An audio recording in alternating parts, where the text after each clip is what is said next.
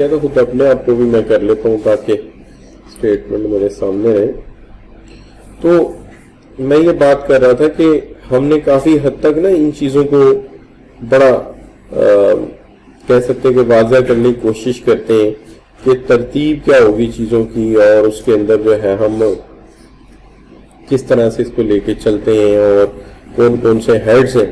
तो आज heads of income के हवाले से देखेंगे। अच्छा, बाज़ चीजें 2 दफा भी 3 दफा भी आएंगी लेक्चर में, लेकिन वो इस एंगल से आ रही होती है कि अब जरा इस नजरिए से देखो, अब जरा इस नजरिए से देखो, ठीक है ना। अब जैसे ये सवाल है आपके सामने, तो ये सवाल जो है ये न्यूमेरिकल आपने कल देखा होगा या किया होगा। हम इसको एक दफा जरा आपकी नजर से फिर देखते हैं कि हेड्स ऑफ इनकम कौन कौन से हैं। तो देखिए, हेड्स ऑफ इनकम जो है अगर आप देखें तो यहां पे हम लिख देते हैं हेड्स ऑफ इनकम, ठीक है ना। कौन कौन से हैं बच्चों? तो हेड्स ऑफ इनकम जो है इसके अंदर सबसे पहले इनकम फ्रॉम सैलरी आएगी। इनकम फ्रॉम सैलरी कितनी है इन साहब की? 1 मिलियन या 10 लाख रुपए इनकी इनकम फ्रॉम सैलरी है। इनकम फ्रॉम बिजनेस जो है इनकी वो 1 लाख रुपए।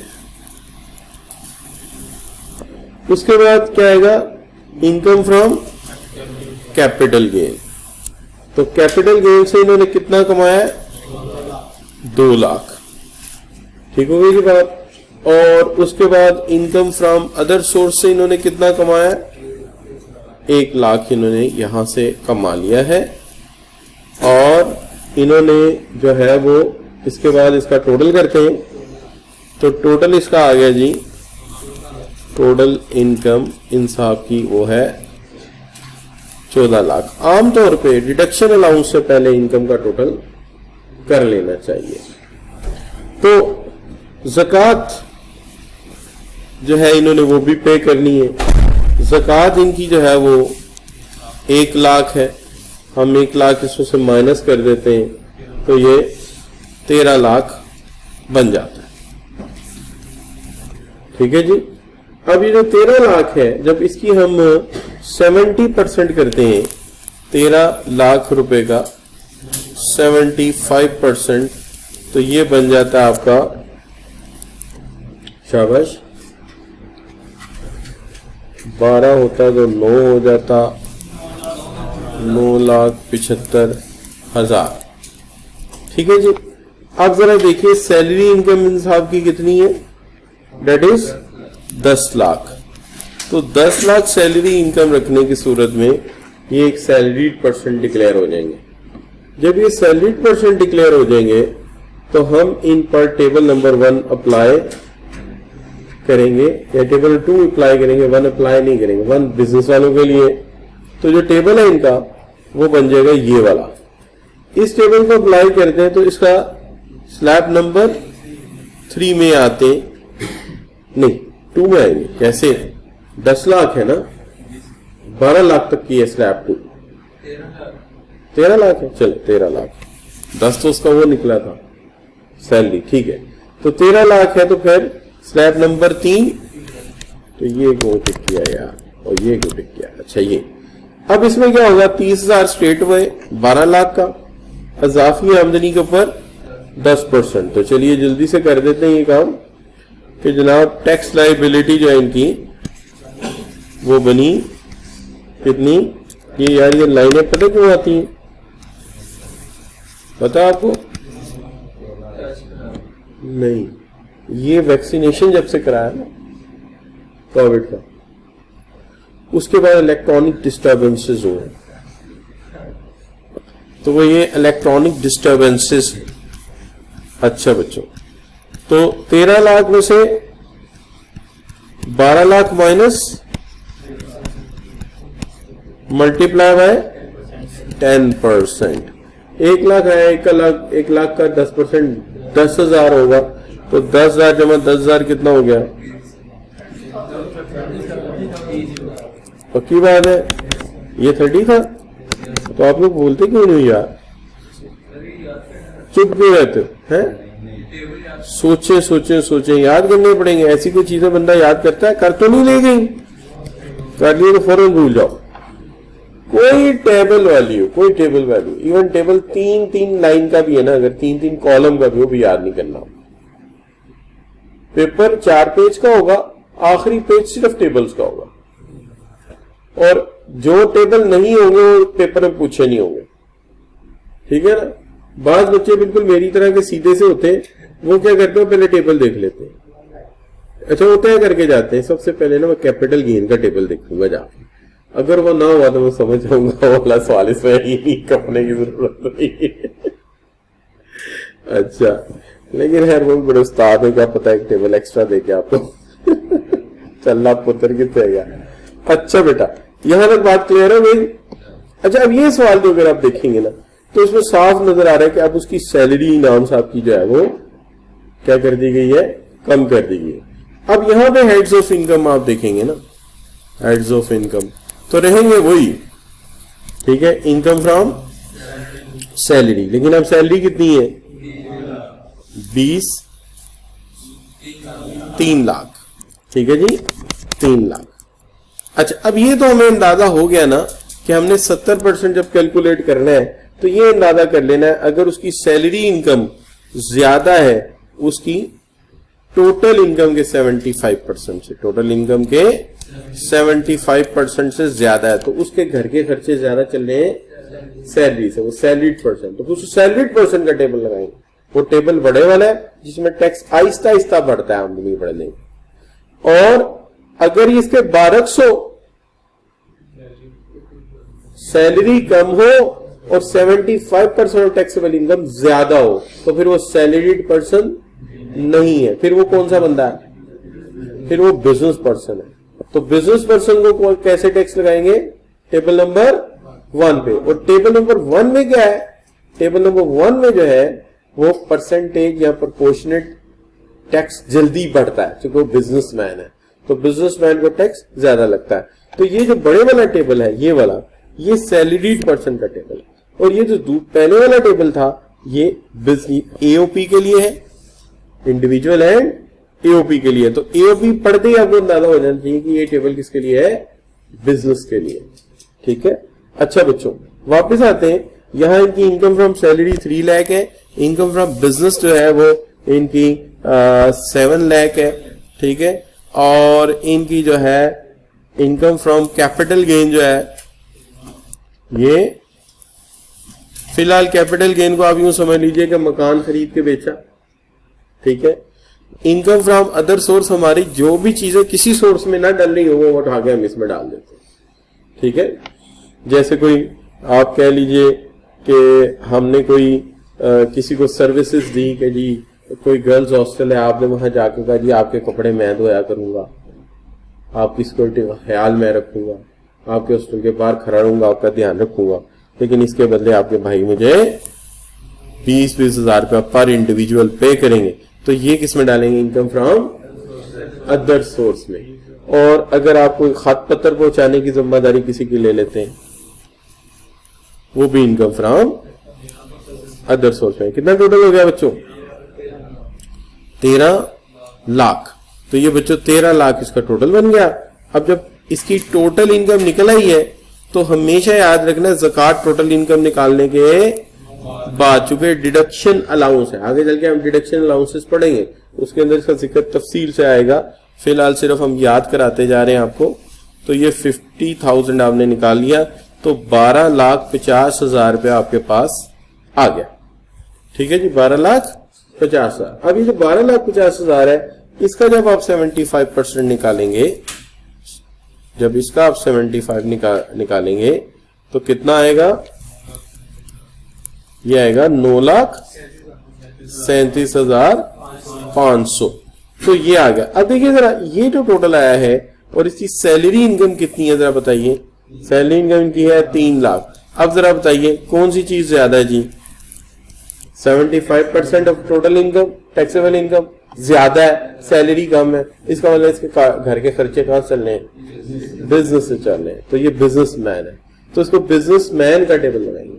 तो बिजनेसमैन का एंड एओपी का टेबल क्या कहता है कि कौन सी स्लॉट में आएगा, ये स्लॉट नंबर 4 में आएगा। और यहां पर जो है 12 लाख से ऊपर आमदनी जाने पर 70,000 सीधा सीधा टैक्स है, 12 लाख में 70,000 सीधा सीधा। और उसके बाद अगली बार में जितना डिफरेंस आएगा उसको कितने से मल्टीप्लाई करेंगे, 15% से। तो इस सेंस में अगर देखा जाए तो 12,50,000 रुपए के लिए ये टैक्सेबल इनकम हो गई मेरी। तो टैक्स लाइबिलिटी निकालते हुए सीधा सीधा 70,000 रुपया मैंने रख लिया किसका, पहले 12 लाख रुपए का। उसके बाद 12,50,000 रुपए में से मैंने 12 लाख माइनस किया और इसका जो डिफरेंस आ गया यानी 12 लाख से ऊपर उसको मैंने मल्टीप्लाई कर दिया 15% से। तो ये कितना बन गया बच्चों, 77,500। अब जरा देखिए जो बंदा सैलरीड था उसने 13 लाख कमाया और उसका टैक्स 40,000, और जो कारोबारी बंदा है उसने 12,50,000 कमाया और उसका टैक्स 77,000।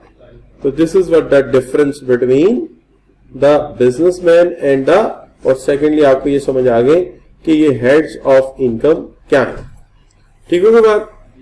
देखिए बात ये है कि एक तरीका हमें बताया जाता है और वो ये बताया जाता है कि जब तुम फाइनेंशियल स्टेटमेंट बनाते हो तो उसका स्टैंडर्ड होता है IFRS स्टैंडर्ड होते हैं, लेकिन जब आप इनकम टैक्स के लिए स्टेटमेंट बनाते हो तो उसका पहला जामिया असूल ये है कि इसके अंदर ऑल हेड्स ऑफ इनकम पहले कंप्लीट होने चाहिए, इसके अंदर all heads of income include होने चाहिए। अच्छा, इवन कोई ऐसा हेड है जो एग्जेम्प्टेड है उसकी टोटल भी आपने इनकम में शामिल करनी है।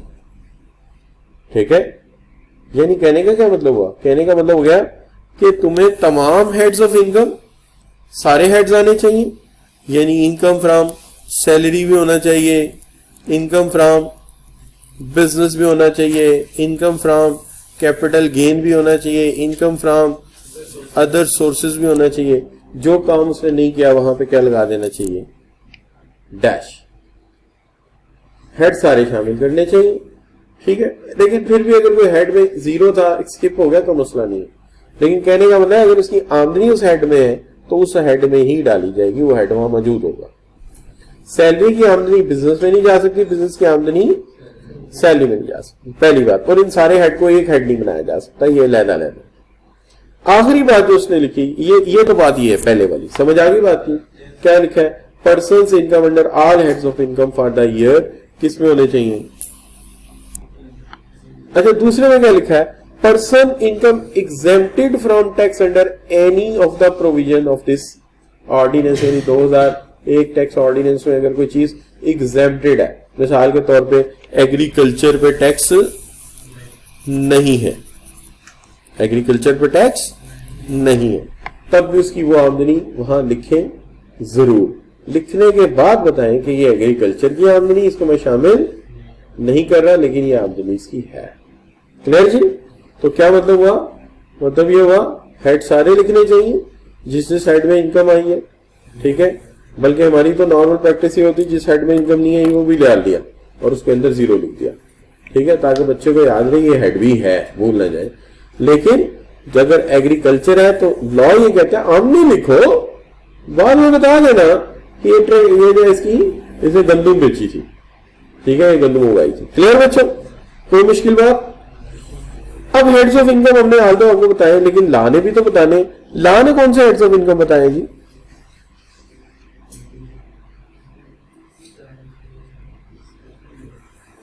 जी शाबाश। देखिए उसने बताया इनकम फ्रॉम सैलरी, मैंने बताया आपको।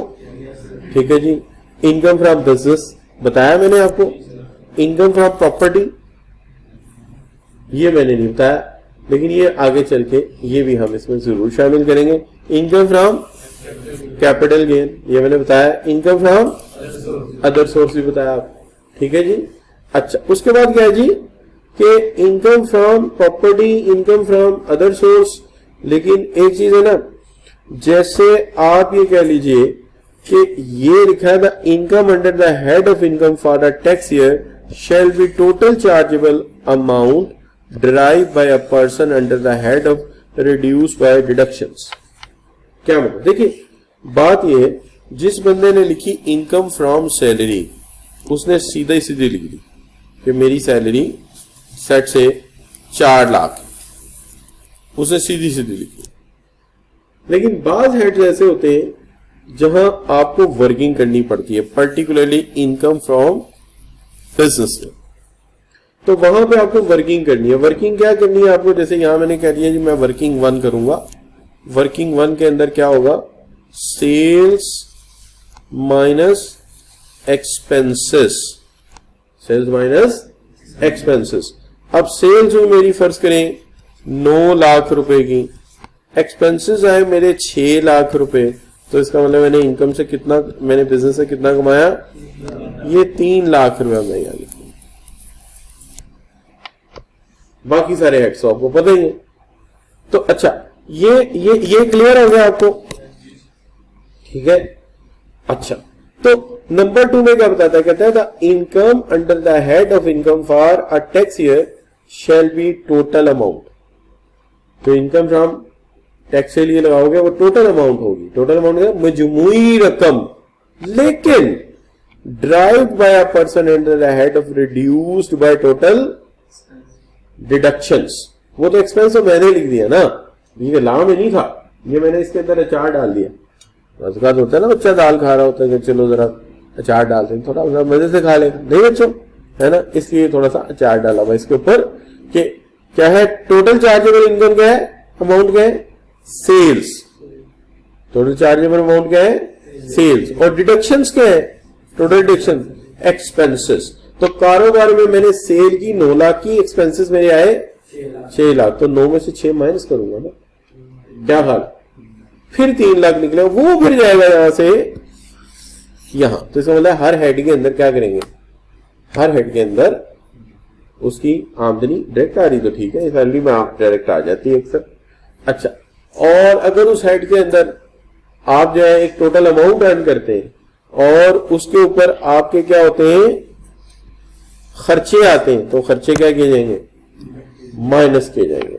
तो खर्चों का असूल भी है आगे चल के, जो एक हेड में खर्चा माइनस होगा और दूसरे में नहीं होगा, 2 जगह माइनस नहीं होगा, एक जगह होगा, ठीक है, नो प्रॉब्लम। बात मुश्किल तो नहीं है कि सारी जो है आप salary, property, business, gain and income from other source लिखें। लेकिन जब आएगी बिजनेस की आमदनी, जिसके अंदर क्या होता है, हम कुछ बेचते हैं, बेचते हैं तो क्या होती है, सेल्स। सेल्स को क्या कहते हैं, टोटल चार्जेबल अमाउंट। लेकिन उस टोटल चार्जेबल अमाउंट में क्या करेंगे, डिडक्शंस कर, डिडक्शन किस चीज की होगी, एक्सपेंसेस की। क्लियर जी। अच्छा, अब यहां पे ना छोटी सी बात ये भी कर लेते हैं कि इस कोर्स को पढ़ाने में क्या करेंगे जी, शाबाश। तो फिर सीधी बात है, आप क्या करेंगे, ये वाला पॉइंट डिस्कस कर रहा हूं मैं, ये वाला क्या करेंगे, फिर सीधी बात है, सेल्स में से आप क्या करेंगे, एक्सपेंडिचर माइनस करेंगे। अब सेल्स हुई थी कितनी, 9 लाख, एक्सपेंडिचर हो गए 9,50,000, तो ये जो है आपका क्या आ गया, लॉस। क्या आ गया, लॉस।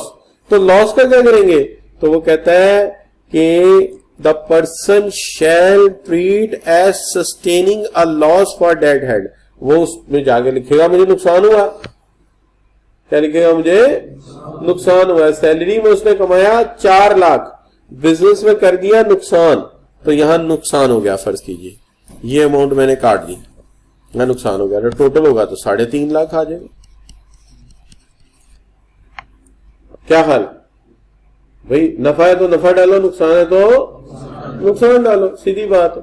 जहां नहीं डालना होगा वहां हम तुम्हें बताएंगे कि यहां नहीं डालना, यहां तुमने नुकसान डालना, तो सीधी बात है। ये तो बड़ी सिंपल सी बात है।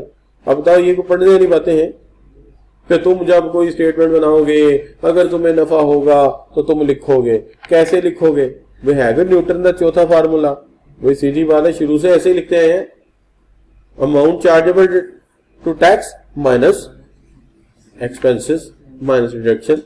और अगर तुम्हें नुकसान हो गया तो तुम्हें वो भी लिखना है, जाहिर है हम लिखेंगे, हम क्यों, जिसका नुकसान हुआ उसका तुम्हें ना बताएं, उसमें एवरी टैक्स दे दे, नुकसान अपने पास रख लें, टैक्स ऐसे ही दे दे, तो ये को बताने वाली बात है, ये तो सबको पता है।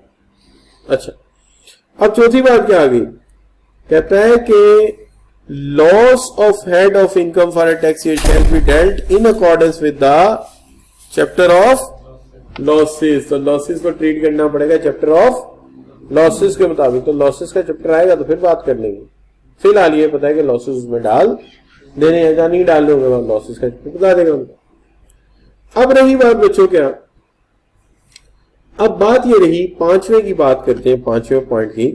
तो पांचवें पॉइंट में क्या बता रहा है, पांचवें पॉइंट में कहता है कि अगर तुम एक ऐसे बंदे हो जिसने 3-4 जगह से पैसा कमा के लाते हो, मिसाल के तौर पे income of a resident person under the head of income shall be computed adding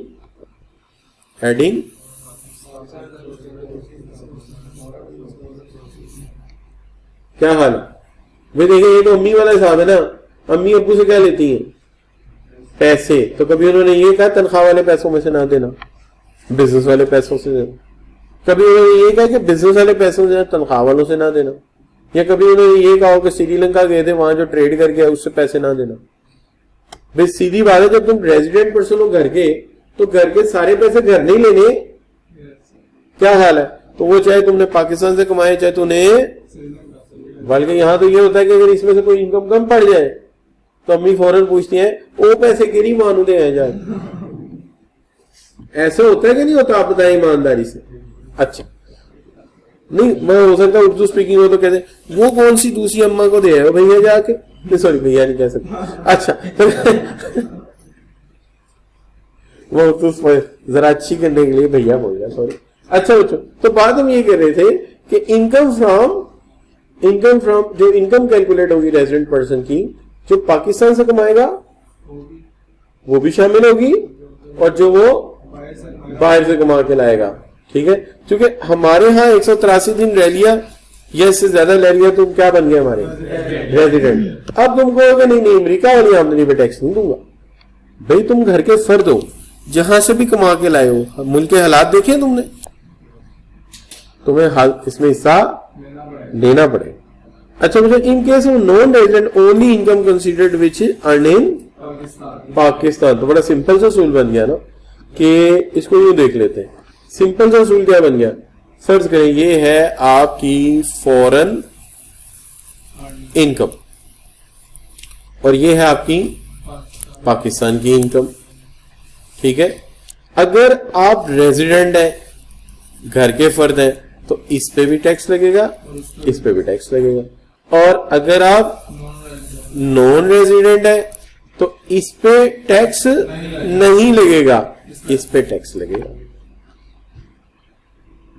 समझ आएगी बात की। आप देखें ना, राणा टुंगा आए यहाँ पे, ठीक है जी, यहाँ पे जो है वो श्रीलंका के प्लेयर आए, बांग्लादेश का वो क्या नाम है बड़ा मशहूर सा, हाँ वो आए, तमीम आ जाए, और यहाँ आके जनाब हमारे यहाँ PSL खेले और पैसे कमा के चुप करके निकल जाए और कहें हम तो नॉन रेजिडेंट में टैक्स नहीं देना, तो हम कहेंगे भाई तूने जो बांग्लादेश से कमाया उस पे हम नहीं मांग रहे, लेकिन ये PSL पे कमाया है ना, इसके टैक्स देके जाओगे। क्या हाल है, यही राहत सतेली हाल है साहब। जब इंडिया जाता है तो कहते जो तूने पाकिस्तान से कमाया हम नहीं पूछ रहे, जो तूने मलेशिया जाके रिकॉर्डिंग करे उसका नहीं पूछ रहे, जो दुबई जाके तूने शो के 59 किए वो नहीं पूछ रहे, लेकिन ये जो इंडिया में आके तूने काम किया ना उसका टैक्स देते। समझे बात की।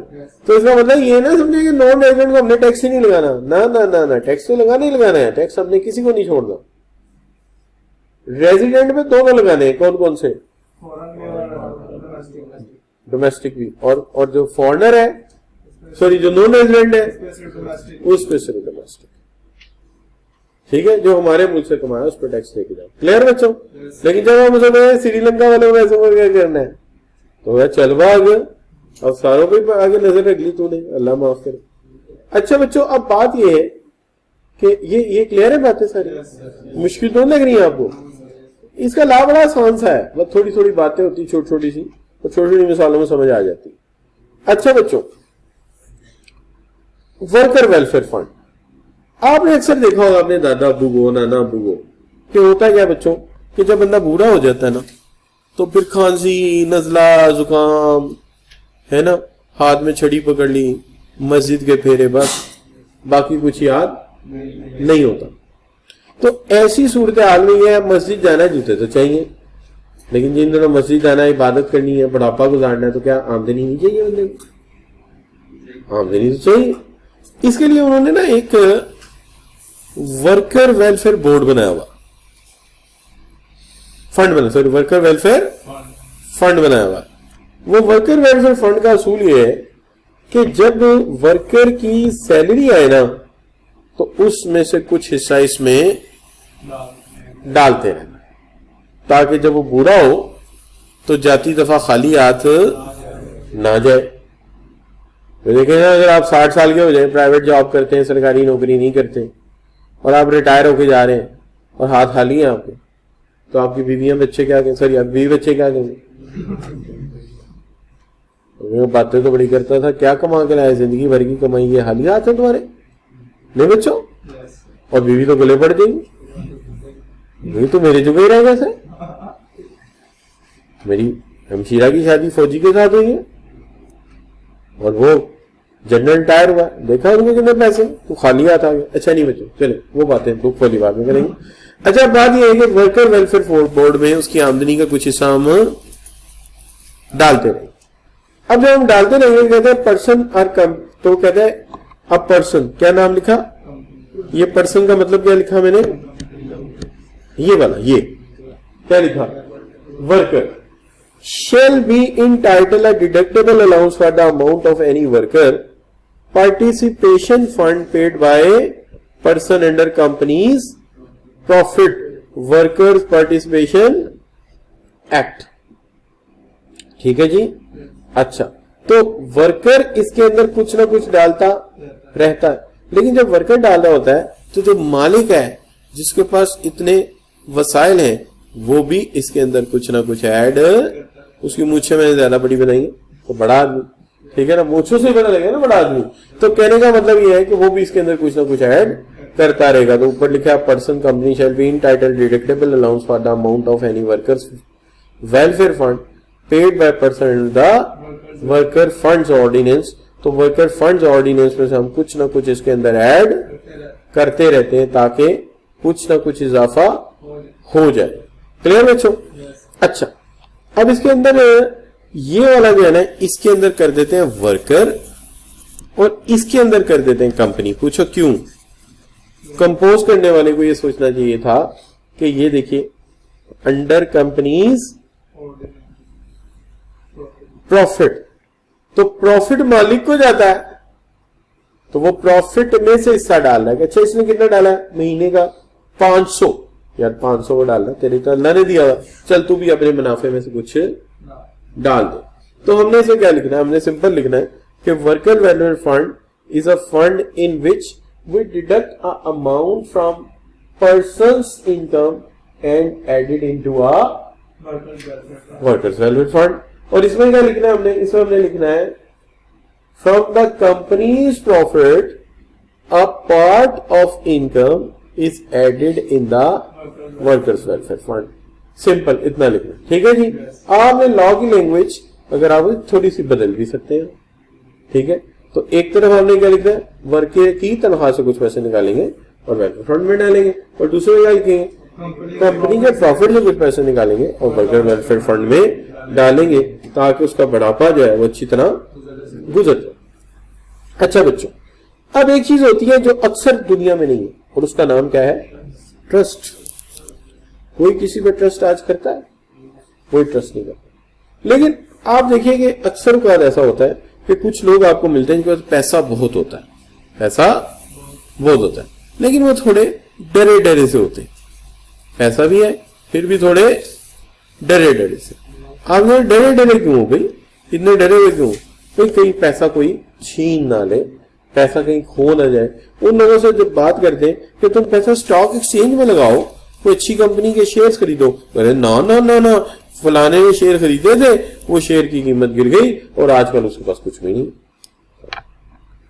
फिर मशवरा देंगे, देखो यार कौम तो तरक्की प्लाट खरीदने से तो नहीं ना करेगी, कौम तो तरक्की करेगी जब पैसा बिजनेस में लगेगा। चाइनीज कहते हैं कि अगर पाकिस्तानी लोग रियल स्टेट में पैसा इन्वेस्ट करने की बजाय स्टॉक एक्सचेंज में करना शुरू कर दें तो पाकिस्तान चाइना से बहुत आगे निकल जाए। चाइनीज कहते, अब देखिए पाकिस्तानियों ने क्या किया हुआ है।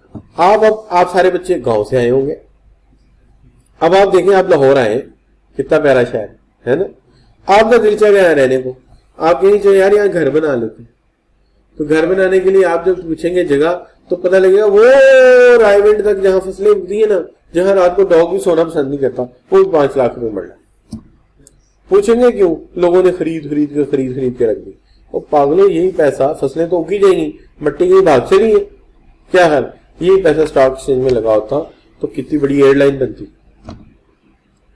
कितनी बड़ी मोबाइल कंपनी बनती।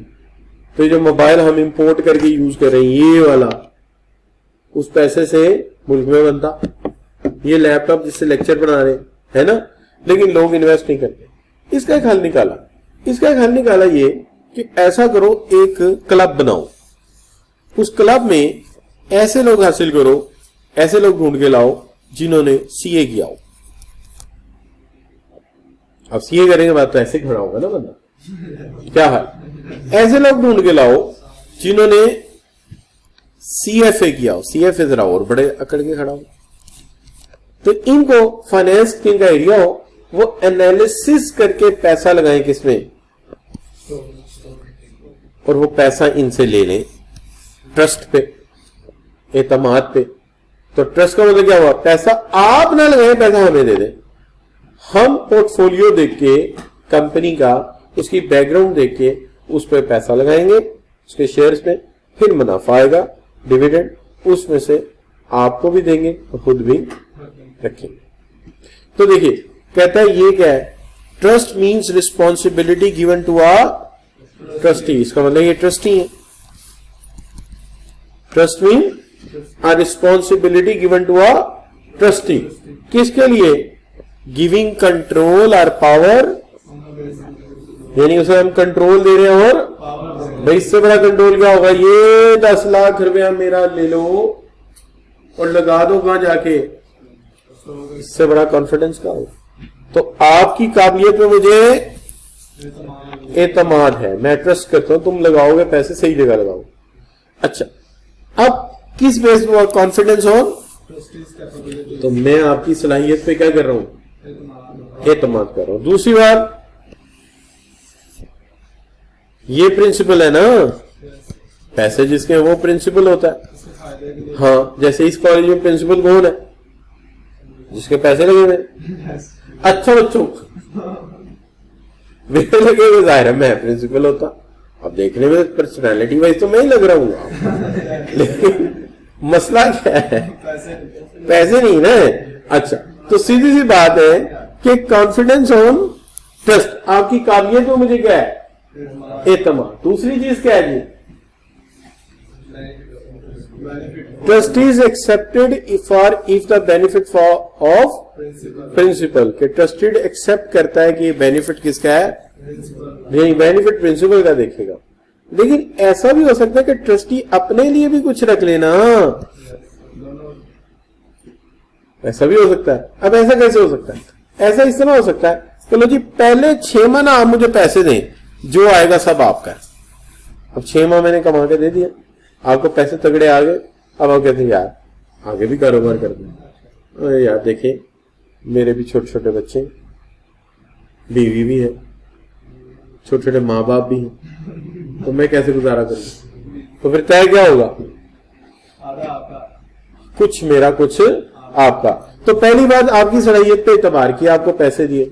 दूसरी बात है ये हो सकता है कि बेनिफिट ऑफ प्रिंसिपल, और तीसरी बात दोनों का भी हो सकता है, ठीक है।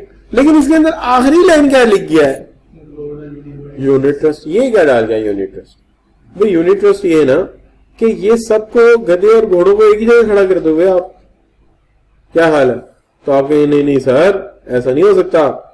क्यों, फर्ज करें इस बंदे ने जो है वो 4 लाख रुपया दिया, इस बंदे ने 2 लाख रुपया दिया, इस बंदे ने 1 लाख दिया, तो हमें क्या करना पड़ेगा, यूनिट में कन्वर्ट करना पड़ेगा। इसको हमने एक कागज पकड़ा दिया, 1 लाख का एक कागज, 1 यूनिट इसका हो। इसको हमने 2 लाख 2 यूनिट पकड़ा दिए, इसको हमने 4 यूनिट, बाकी के 2 से सर पे रख दें। अब जब आमदनी आएगी तो क्या होगा, यूनिट के हिसाब से उसका 4 लाख लगा है तो ईच यूनिट में प्रोपोर्शन निकाल लेंगे। जैसे शेयर्स में होता है कि पर शेयर इतना डिविडेंड है, तो फिर उसके हिसाब से जिसके पास 8000 शेयर है उसके डिविडेंड क्या होगा, जिसका 4 होंगे उसका कम होगा, प्रोपोर्शनेट हो गया ना।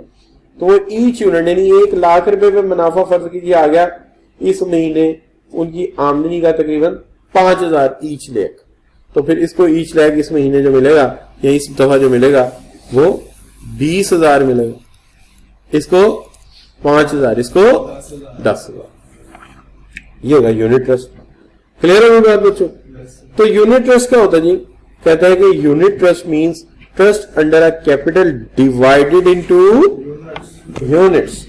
किसमें डिवाइड कर दिया, यूनिट्स में। So the right of the capital provider, capital provider के राइट, बेनिफिशियरीज ओनर कहते हैं ना इसको, प्रोवाइडर को, to income and capital are determined by the number of units hold. तो जिसके पास यूनिट ज्यादा होल्ड होंगे उससे पता चलेगा कि उसका कितना राइट है। राइट से मुराद क्या है, हक है।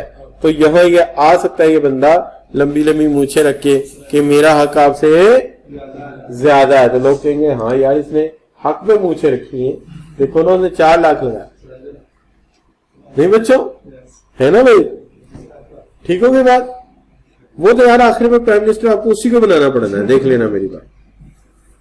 बातें आप बड़ी करते हैं, लीडर एक नहीं ला सके आज तक उसके लेवल का। अच्छा बच्चों, अब जल्दी से ये बात क्लियर है।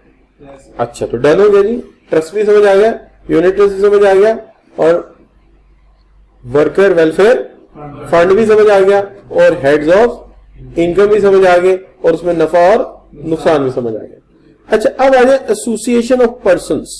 ये एक डेफिनेशन है छोटी सी, वैसे डेफिनेशन का एक अलहदा चैप्टर भी है और बाज बुक्स में अलहदा लिखा हुआ है डेफिनेशन का चैप्टर। अच्छा जो लोगों ने बनाई, प्रोफेसर ने बनाई। अच्छा जो एसोसिएशन ऑफ पर्संस की इन्होंने ना नीचे लिस्ट एक बना दी। मिसाल के तौर पर कहते हैं एक फर्म है, एक फर्म है, जैसे एक फर्म से मुराद है, फर्ज कीजिए एक चार्टर्ड अकाउंटेंट्स की फर्म है। तो चार्टर्ड अकाउंटेंट्स क्या होते हैं, पार्टनर्स होते हैं। भाई आप भी चार्टर्ड अकाउंटेंट है, ये भी चार्टर्ड अकाउंटेंट है, दोनों ने अपने अपने ऑडिट का ट्रायल पूरा कर लिया 5 साल का, फिर 5 साल आगे काम कर लिया। अब इनको क्या हो गया, अब ये बन गए FCA, ठीक है ना, फेलोशिप मेंबर बन गए, और अब इनको लाइसेंस मिल गया, ये अपनी फर्म खोल सकते हैं। वो फर्म जो लोगों को ऑडिट की सर्विसेज, बिजनेस की सर्विसेज प्रोवाइड करेगी, ये फर्म खोल सकते हैं। अब इन दोनों ने कहा कि मैं अकेला क्यों कर रहा हूं, तो मेरी फील्ड ऑडिट की है, वो कहते हैं यार मेरी फील्ड टैक्स की है, तो ऐसा करते हैं एक कंपनी बना लेते हैं, टैक्स तू देख ली, ऑडिट मैं देख लूंगा।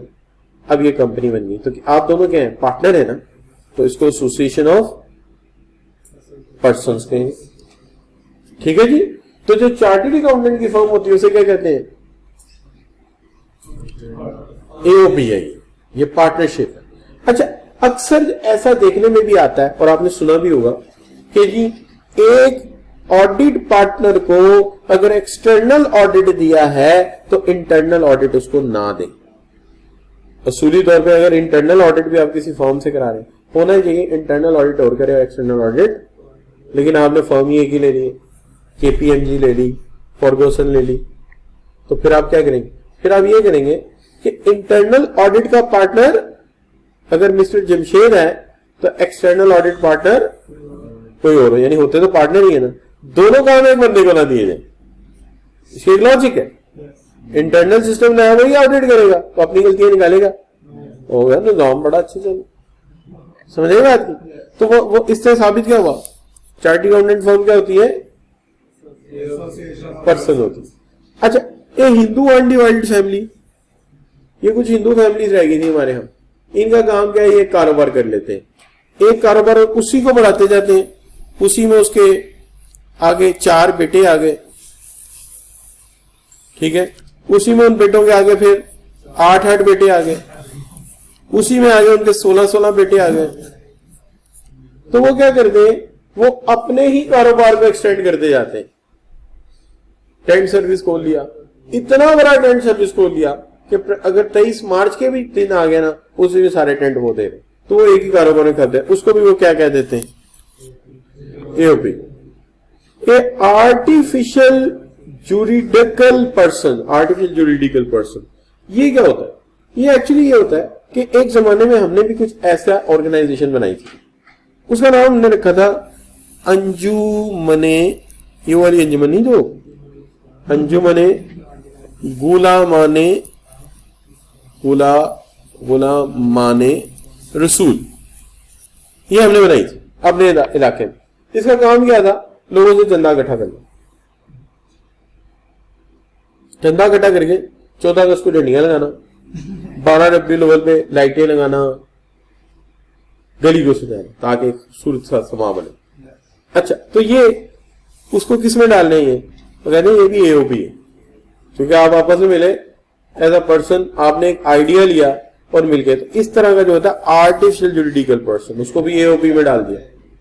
तो अगर वो तरक्की कर जाती और उसमें चंदा ज्यादा इकट्ठा होना शुरू हो जाता, तो जाहिर बात है उसको भी इस टैक्स विंग में तो लाना पड़ता। तो लाने के लिए क्या होता, AOP. Any body of person firm under foreign law. अब कोई बंदा कहता है मैंने इधर एओपी नहीं बनाई, मैंने चाइना में बनाई हुई है, तो चाइना में बनाई तो हम उसकी इज्जत करेंगे ना, ठीक है भाई तुम भी एओपी हो, बेशक तुम चिंग चंग चिंग का फॉर्म भर के आए, फिंग फॉन्ग फिंग का फॉर्म भर के आए। जाहिर बात है जैसे यूनिवर्सिटियां हैं, तो जो पंजाब से पीएचडी करेगा, पीएचडी है जो ऑक्सफोर्ड से कराएगा वो नहीं है, नहीं वो नहीं है, ऐसा तो नहीं होता, वो भी पीएचडी है। तो इस तरह जो एओपी हमारे मुल्क में है और जो बाहर से रजिस्टर्ड होकर आ गई वो भी एओपी है, मान लेते हैं यार तुम भी एओपी हो, ठीक होगी बात बच्चों। अच्छा, अब बच्चों हर फर्म में आप जानते हैं कि एक मेंबर की हैसियत होती है। इन अ रिलेशनशिप और an association of persons include partner. तो पार्टनर को हम क्या कहेंगे, मेंबर है। पार्टनर क्या है, मेंबर, पहली बात। दूसरी बात, फर्म मींस, फर्म क्या होती है, फर्म का वर्ड बड़ा कॉमन यूज होता है, तो कहता है फर्म मींस रिलेशनशिप बिटवीन बंदे, लोगों में ताल्लुकात। किस तरह के ताल्लुकात,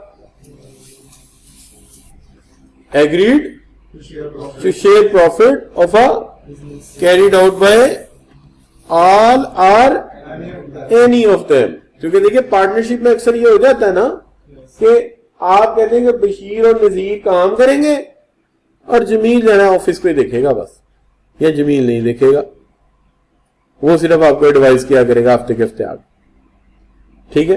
तो ये क्या हुआ, उसने कहा सीधी बात है अगर वो एग्री है प्रॉफिट शेयर करने पे, ये तो करेंगे, of a business carried out by all, सारे भी काम कर सकते हैं और कोई एक भी हो सकता है। क्या हाल है भाई, पार्टनर से एक पार्टनर बीमार हो गया, 2 साल की छुट्टी दे दी उसे, यार तू ना आया कर, कोई बात, तेरे पैसे पहुंचा दे, ऐसा हो जाता है ना अक्सर। क्या ख्याल है बच्चों, तो ये अक्सर हो जाता है। अच्छा कोई बात नहीं बच्चों, आपके रिकॉर्डेड लेक्चर पढ़े एलएमएस में, आप वो ले सकते हैं। अच्छा जी, order of tax credit, tax credit का ऑर्डर। देखिए वैसे तो टैक्स क्रेडिट जो है ना हम आगे जाके पढ़ेंगे। टैक्स क्रेडिट क्या होते हैं, ये वो चीज होती है कि जैसे आपने इनकम का टोटल कर लिया, टैक्स लगा लिया, अब उस टैक्स में छूट, तो ये कब लगेंगे, वो जो हमने टोटल किया है अभी, टोटल के बाद टैक्स लगाया है, कौन से वाला, टैक्स के फॉर्म पे जाके, टैक्स के टेबल पे जाके टैक्स लगा दिया, अब उस टैक्स में कुछ कमी वाकया होगी इसकी वजह से, इसका मतलब ये आखिरी काम है। जैसे पूरी फिल्म मुकम्मल होने के बाद आखिर में पुलिस आती, तो ये वो पुलिस है जो एंड पे आएगी, बिल्कुल डिडक्शन एंड पे।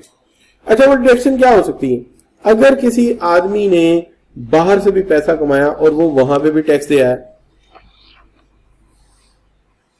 तो आप उसे कहें नहीं इधर भी टैक्स पूरा देना पड़ेगा जितना कमा के लाए, तो वो तो रोना शुरू कर दे, उसने इतना रोना है कि बाल्टियां भर जानी। जाहिर बात है उधर भी टैक्स दे गया हो इधर भी टैक्स हो, हमारी जिंदगी में टैक्स ही रह गया है नहीं? तो क्या करेंगे, उसको कुछ टैक्स में छूट दे देंगे। कोई नेक आदमी है, उसे आमदनी का अच्छा खासा हिस्सा